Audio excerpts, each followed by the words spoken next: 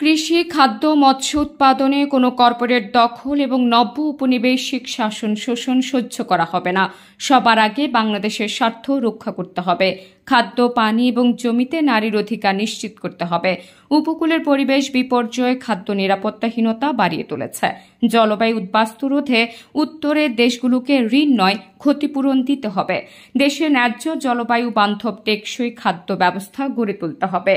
15 October বুধবার বিকেলে মোংলার কাইনমারীতে জনসমাবেশে প্রধান অতিথির বক্তৃতায় বিএনপির কেন্দ্রীয় গবেষণা বিষয়ক সম্পাদক কৃষিবিদ শামীমুর রহমান শামীম কথা বলেন। উৎপাদন ব্যবস্থা চরমভাবে সংকটে পড়ে গেছে, মৎস্য চাষ সংকটের মধ্যে পড়ে গেছে। আমাদের সেমি অব দা অফে, আমাদের নদী শাসন, আমাদেরকে জীববৈচিত্র্য, আমাদের গাছালি ভূমি মাঠ উর্বরতা রক্ষা করতে কৃষক উৎপাদন প্রচেষ্টা গ্রহণ করে এই বহু চ্যালেঞ্জ মোকাবেলা করেই আমাদের সামনে আমাদের নারীদেরকে এগিয়ে যেতে হবে। আমাদের যারা বঞ্চিত মহিলা নারী রয়েছে, ভূমি কৃষক কিষানি রয়েছে, আমাদের অধিকার এটি আজকে সময়ের দাবি হয়ে গেছে। জুলাই বিপ্লবের পর এই অন্তর্বর্তীকালীন সরকার আসার পর প্রত্যেকটি সেক্টরের মানুষ সরব হয়েছে তাদের অধিকার জন্য। আমাদের উপকূলীয়, আমাদের সমুদ্র বিধৌত অঞ্চল, দুর্যোগ কবলিত অঞ্চল, উন্নয়ন উৎপাদনকৃত শোষণ বঞ্চনার একটি জেলা বাগেরহাট জেলা গত বছর উন্নয়নের ছোঁয়া দেখে নাই। মুক্তি আসেনি, অর্থনীতির কর্মসংস্থান হয়নি, দেশের বেকারত্ব হয়নি, কলে কারখানায় উৎপাদন বৃদ্ধি পায়নি, মানুষের জন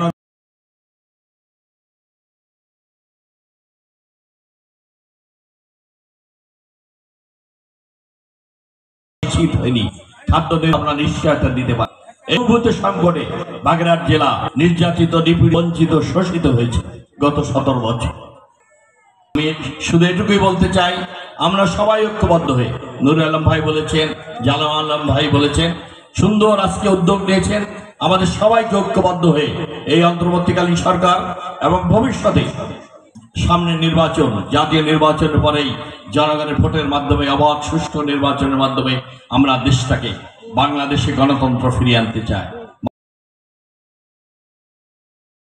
উপকূলীয় নারী, বনজীবী, মৎস্যজীবী, ভূমিহীন, জলবায়ু উদ্বাস্তু সহ নানা শ্রেণী পেশার মানুষের অংশগ্রহণে খাদ্য, পানি এবং জমিতে নারীর অধিকার রক্ষার দাবিতে এই জনসমাবেশ ধরিত্রী রক্ষায় আমরা, ওয়াটার কিপার্স বাংলাদেশ, বাদাবন সংঘ ও পশু রিভার ওয়াটার কিপার এর আয়োজনে সভাপতিত্ব করেন সুন্দরবন রক্ষায় আমরার সমন্বয়কারী পশু রিভার ওয়াটার কিপার পরিবেশ যোদ্ধা মোহাম্মদ নূর আলম শেখ।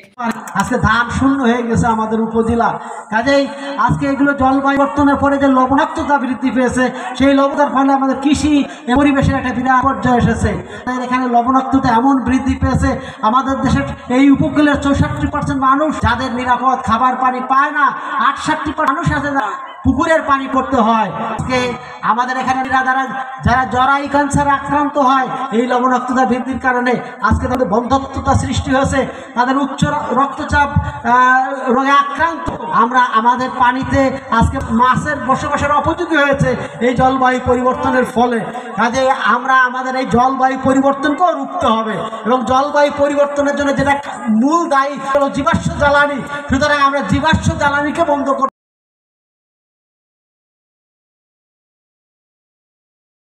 জনসমাবেশে বিশেষ অতিথির বক্তৃতা করেন উপজেলা কৃষি অফিসার প্রশান্ত কুমার হাওলাদার, বীর মুক্তিযোদ্ধা শেখ আবু হানিফ, সুন্দরবন জাদুঘরের পরিচালক সুভাষ চন্দ্র বিশ্বাস, বিশিষ্ট মৎস্য ব্যবসায়ী মোহাম্মদ শাহ আলম শেখ ও নারী নেত্রী শামীমা আক্তার লাইজু, উন্নয়ন কর্মী তৃপ্তি সর্দার, সুনীতি রায়, সাংস্কৃতিক সংগঠক জানে আলম বাবু।